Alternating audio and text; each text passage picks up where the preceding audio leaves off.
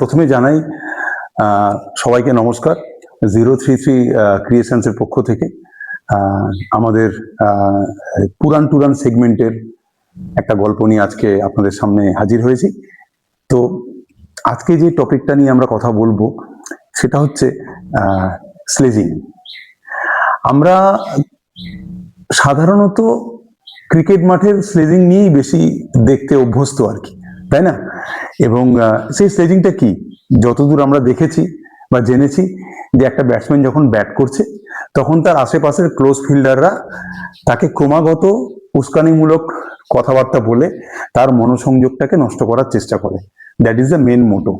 এবং অনেক batsman maximum ক্ষেত্রে দেখা যায় যে সেই যে একটা মাইন্ড গেম বা ক্রমাগত একটা সাইকোলজিক্যাল প্রেশার তার উপর দেয়া হচ্ছে বিভিন্ন রকম উস্কানিমূলক কথাবার্তা বলে, তাতে সে মানসিকভাবে কখনো কখনো ট্র্যাপড হয়ে উল্টোপাল্টা শট খেলে ব্যাক টু প্যাভিলিয়ন।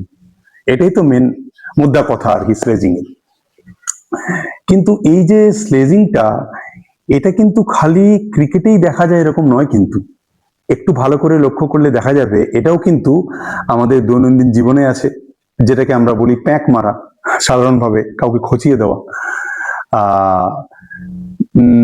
অফিস কাছারিতে, বিভিন্ন সম্পর্কের মধ্যে, রাজনীতিতে যখন একজন নেতা বলেন 4 তারিখ ডিজে বাজবে, সেটাও কিন্তু এক প্রকার স্লেজিং, অপরপক্ষকে একটু চাপে রাখা। তা যাই হোক, আমরা বরং একটু অন্যদিকে ফোকাস করি। সেটা হচ্ছে এই যে এই কথাটা, গল্পটা কেন মাথায় আসলো, আজকে সকালবেলা এটা পড়ছিলাম মহাভারতের কিছু অংশ, যেখানে কর্ণবধ হয়। মদ্ররাজ শল্য, মানে নকুল আর সহদেবের মামা, তিনি ছিলেন কর্ণ যখন কুরুক্ষেত্রে যুদ্ধে যায় তার সারথি। এবং কিভাবে সারথি তিনি হলেন, তার পেছনে স্টোরিটা কি, কর্ণের সাথে তার কি কি কথা হয়েছিল যখন কুরুক্ষেত্রে যুদ্ধে কর্ণ যায়, সেইটা নিয়ে পুরো গল্পটা। চলুন আজকে এইটা নিয়ে আমাদের পুরাণ টুরান সেগমেন্টটা করি, ফলো করুন। আচ্ছা, তো যেখানে ছিলাম সেটা হচ্ছে কুরুক্ষেত্র যুদ্ধের আগে বিশাল বিশাল সব মহারথীরা কেউ পাণ্ডব পক্ষে কেউ কৌরব পক্ষে যোগদান করেছিলেন, সেটা আমরা অনেকেই জানি। সেরকমই একজন মদ্ররাজ শল্য, তিনিও আসছিলেন সসৈন্যে পাণ্ডব পক্ষে যোগ দেওয়ার জন্য। সম্পর্কে এই শল্য হলেন নকুল আর সহদেবের মামা। তা তিনি তো সসৈন্যে যোগ দিতে আসছেন, কোনোভাবেই খবরটা দুর্যোধনের কানে গিয়ে পৌঁছায়। আর দুর্যোধন এসব ব্যাপারে ছিল যথেষ্ট একদম বিচক্ষণ ম্যানেজ মাস্টার আর কি, কোন ঠাকুর কোন ফুলে তুষ্ট হবে ঠিকঠাক জানতো। তো তড়িঘড়ি করে কি করলো, রাস্তাতেই একটা বিশ্রামাগার তৈরি করলো, যে এত দূর থেকে শল্য মামা আসছে তার আদর আপ্যায়নের জন্য খাওয়া দাওয়া, মানে আমোদ প্রমোদ সব ব্যবস্থা করলো। তো রাস্তায় যখন শল্য মামা দেখলেন যে তার জন্য এরকম আয়োজন করা হয়েছে, উনি তো খুব খুশি হলেন। আর শল্য মানুষটি ছিলেন খুব কিন্তু মানে বীর যোদ্ধা, এবং উনি মেজাজি মানুষ, আর ছিলেন খুব দিলদরিয়া, মানে কেউ একটু তোষামত করলেই একদম স্যাট করে গলে যেত আর কি, এরকম ধরনের মানুষ ছিল। তো উনি এই ধরনের আমোদ প্রমোদ, বিশ্রামাগার, খাওয়া দাওয়া, খেলাধুলো সবকিছু উনার জন্য যে আয়োজন করা হয়েছে, উনি খুব খুশি হলেন। জিজ্ঞেস করলেন কে করেছে এসব? তো সবাই বলে দুর্যোধন। বলে দুর্যোধনকে ডাকো। আর দুর্যোধন তো ব্যাস একেবারে কি সুন্দর ভালো ছেলেটি সেজে, মামাশ্রী প্রণাম মামাশ্রী, আপনার মতো বীর যোদ্ধাই ভূভারতে নেই। আরে মানে গদা যুদ্ধে তো আমি আর ভীম তো আপনার কাছে একদম আপনার নখের যোগ্যও নয়। তো আপনার কাছে একটা আর্জি আছে, এই যে আসন্ন কুরুক্ষেত্রের যুদ্ধে আপনার মতো যোদ্ধা যদি আমাদের সঙ্গে থাকেন তাহলে তো মানে আমরা উপকৃত হই, মানে আমরা যুদ্ধটা জিতি আর কি। তো এই কথাতে শল্য মামা গলে গেলেন, খুব খুশি হয়ে বলে দিলেন আচ্ছা ঠিক আছে, তুমি যা বলছো তাই হবে। তো এই আরজিতে শল্য মামা আর নিজেকে ধরে রাখতে পারলেন না, খুব তোষামোদে মানুষ ছিলেন তো, উনি হ্যাঁ বলে দিলেন, ঠিক আছে তুমি যা চাইছো তাই হবে। দুর্যোধন খুব খুশি। তারপর শল্যমামা বললেন যে দেখো আমি তো পাণ্ডবদের পক্ষে যোগদান করার জন্য আসছিলাম, একটু ভাগ্নেদের সঙ্গে দেখা করে আসি। বললো ঠিক আছে আপনি যান। তো এই বলে কথাবার্তা শেষ হলো। এদিকে তিনি যখন পাণ্ডবদের পক্ষে গেলেন, তখন ওদিকে তো খবর অলরেডি চাউর হয়ে গেছে যে শল্যমামা হাইজ্যাক্ট বাই দুর্যোধন। সবাই তো খুব চিন্তিত, দুঃখিত। তো যুধিষ্ঠির শান্ত স্বরে শল্যমামাকে বলল যে মামা আপনি শেষমেশ আমাদের শত্রুপক্ষ কৌরবদের দলে যোগ দিলেন। এদিকে শল্যমামা তো খুব মানে মানে খুব কাঁচুমাচু হয়ে খুব বিব্রত বোধ করলেন। না মানে দেখো এমন করে দুর্যোধন ধরলো না, আমি ঠিক না বলতে পারলাম না, মানে মানে কি করি বলো তো, আমি হ্যাঁ বলে দিয়েছি। তো তো বিচক্ষণ যুধিষ্ঠির তখন বলল যে ঠিক আছে, যখন আপনি কথা দিয়ে ফেলেছেন সেটা তো আর ফেরানো যাবে না, তবে আমাদেরও একটা আর্জি আছে আপনার কাছে। তো মামা বললো হ্যাঁ বলো। আপনাকে কিন্তু যুদ্ধক্ষেত্রে আমাদের অন্যভাবে উপকার করতে হবে। তখন শল্যমামা বললো কিভাবে? তখন যুধিষ্ঠির উনাকে পুরো প্ল্যানটা বুঝিয়ে দিল। সেইটা আমি এখন বলছি না, ঠিক আছে। তো তোমাদের জয় হোক বলে আলিঙ্গন টালিঙ্গন করে একদম শল্যমামা কৌরব পক্ষে চলে গেলেন। কাট্টু এইদিকে দুর্যোধনের কিন্তু কর্ণের ওপর অগাধ ভরসা। কর্ণ বীর যোদ্ধা ছিল। কর্ণ বলল যে দুর্যোধন, এদিকে তো ভীষ্ম দ্রোণাচার্য সব তো মারা গেছেন, এখন তো আমি সেনাপতি, তুমি তো আমাকে সেনাপতি করেছো, তো এক কাজ করো, তুমি শল্যমামাকে আমার সারথি হিসাবে কাজে লাগিয়ে দাও, বাদ বাকি আমি সব বুঝে নিচ্ছি, পাণ্ডবদের একা আমি সংহার করে দেবো। দুর্যোধন বলল ঠিক আছে, কিন্তু মনে মনে একটু শঙ্কাবোধও করলো, একটু টেনশন হয়ে গেল। কারণটা কি, শল্যমামা খুব মেজাজি মানুষ, কোন কথাতে কেমন কি মানে করে বসেন, কোনটাতে রেগে যাবেন সেটা তো ওর ধারণাই নেই। তাও কর্ণ যখন বলেছে উনি গেলেন।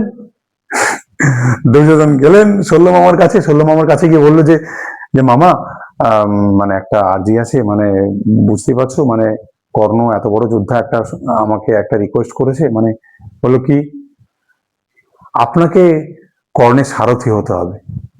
ব্যাস, যেই এই কথা বললো শল্যমামা তো রেগে ফায়ার। মানে তুমি আমাকে এইসব করার জন্য দলে এনেছো? হ্যাঁ, ওই সুত পুত্র নিচু জাত, ওর এই কর্ণের সারথি হবো আমি? এই আমার যোগ্যতা? তোমরা আমাকে কিন্তু ওর থেকে ছোট করে দেখছো, এইভাবে কিন্তু তোমরা আমাকে অপমান করছো, এবং অপমান করার জন্য আমাকে এই দলে ডেকে এনেছো। আমি তোমাদের সাথে থাকবো না, এই আমি চললাম। বলে শল্যমামা তো রেগে আগুন। তখন দুর্যোধন কি করে ফাপড় পায়, না না না না, ও মামা মামা একদম একদম ভুল হয়ে গেছে, মামা প্লিজ আমাদের ক্ষমা করে দাও। আপনাকে অপমান করার ধৃষ্টতা আমার কোনোদিনও হয়নি, আমি কোনোদিনও করবো না, স্বপ্নেও ভাবতে পারি না।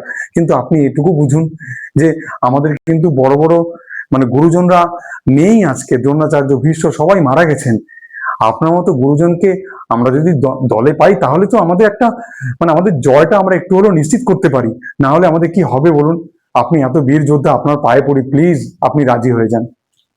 আবার যথারীতি স্বভাবচিত ভাবে শল্যমামা গলে গেলেন। বললো ঠিক আছে, কিন্তু একটা শর্ত আছে। শর্তটা হলো যে আমি কিন্তু কারোর মন জুগিয়ে কথা বলতে পারবো না, কাজ করতে পারবো না। আমার যেটা মনে হবে আমি কিন্তু সেইটা করব। যুদ্ধক্ষেত্রে আমার যদি কিছু বলার থাকে আমি বলবো। তখন কর্ণ আর দুর্যোধন আর কি করে, আচ্ছা ঠিক আছে আপনি কি এমন আর বলবেন, আচ্ছা ঠিক আছে গুরুজন কিছু বললেন, আমরা একটু মানিয়ে গুনিয়ে নেবো, আপনি আছেন এই আমাদের যথেষ্ট, ঠিক আছে ঠিক আছে, চলবে চলবে বলে রাজি হয়ে গেল। এইবার হলো সেই দিন যেদিন শল্যমামা সারথি আর কর্ণ রথে করে যুদ্ধক্ষেত্রে যাচ্ছে। তো কর্ণ তো দারুণ তেজে যুদ্ধ করতে করতে যাচ্ছে, মানে এদিক ওদিক চারদিকে পাণ্ডবদের পদাতিক সৈন্য, হাতি ঘোড়া সবাইকে একদম নিকেশ করতে করতে যাচ্ছে। আর মুখে চরম হুঙ্কার, কোথায় অর্জুন, এক্ষুনি তোকে মারবো, হ্যান ত্যান প্রচুর ভাবে চেঁচামেচি করতে করতে যাচ্ছে। তো এই হলো সেই সময় যখন শল্যমামা কুরুক্ষেত্রে যুদ্ধের সব থেকে বড় সাইকোলজিক্যাল ওয়ারফেয়ারটা শুরু করলেন।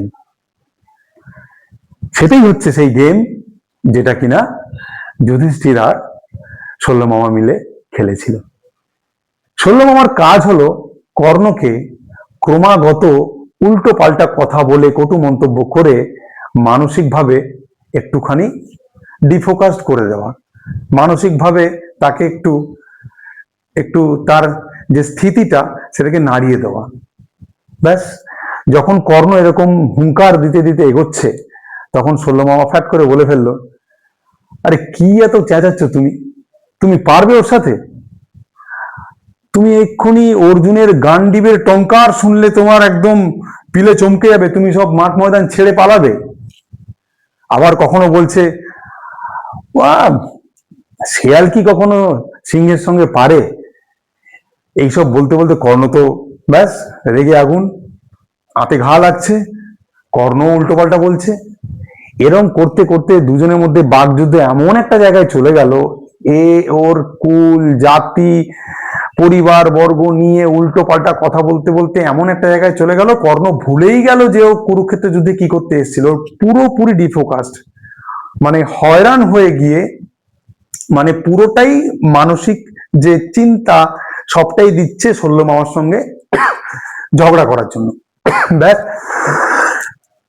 শল্যমামার উদ্দেশ্য তো এটাই ছিল যে কর্ণকে ডিফোকাস করা, মানসিকভাবে ডিফোকাস করা। এদিকে শল্যমামার কিন্তু উদ্দেশ্য সফল। উনি কিন্তু কর্ণকে ঠিক যা যা করতে চেয়েছিলেন করলেন, এবং কর্ণ ঠিক যেভাবে ট্র্যাপড হওয়ার কথা ছিল সেভাবেই কথাবার্তাতে ট্র্যাপড হয়ে গেল, মানে পুরোপুরি তার মানসিক স্থিতি নাড়িয়ে দিল। এই করতে করতে কর্ণ কিন্তু হয়রান হয়ে খালি যুদ্ধক্ষেত্রে লড়ছিল না, মানসিকভাবেও নিজের সঙ্গেও তাকে লড়তে হচ্ছিল শল্যমামার কথার বিরুদ্ধে। বুঝতে পারছেন?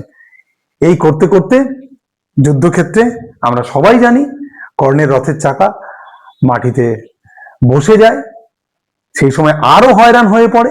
মানে বুঝতে পারছেন, আপনি যখন একটা যুদ্ধ করতে যাচ্ছেন সেখানে আপনার মানসিক স্থিতি এমন একটা জায়গায় নিয়ে যাওয়া হচ্ছে যেখানে আপনার সারথি আপনাকে গালমন্দ করছে, তা আপনার কি করে একটা ফোকাস থাকবে? তারপরে আবার রথের চাকা মাটিতে বসে যাচ্ছে, পুরো টোটাল মেন্টাল ডিজাস্টারে পড়ে গেল কর্ণ।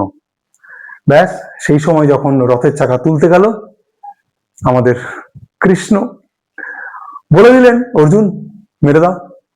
অর্জুন মেরে দিল, হয়ে গেল কর্ণবধ। তো এখান থেকে আমরা কি পেলাম? ব্যাপারটা হচ্ছে যে এই যে সাইকোলজিক্যাল প্রেসার কথার মাধ্যমে, বা একটা মনোবৈজ্ঞানিক দাবাও আমরা বলতে পারি, বা মাইন্ড গেম, যেটা কিন্তু সেই সময় দাঁড়িয়ে মোক্ষম সময়ে শল্যমামা কিন্তু খেলে দিয়েছিল, তাই না? স্লেজিং এর একটা কি বলবো, যে তুলনাহীন একটা উদাহরণ মহাভারত থেকে আমরা পাই। ওকে, তো এটাই ছিল আমাদের আজকের পুরাণের গল্প। আগামী দিনে এরকম আরো ভালো ভালো কিছু গল্প শুনতে, গল্পের স্বাদ নিতে আমাদের চ্যানেলে চোখ রাখুন। 033 ক্রিয়েশনস। বাই।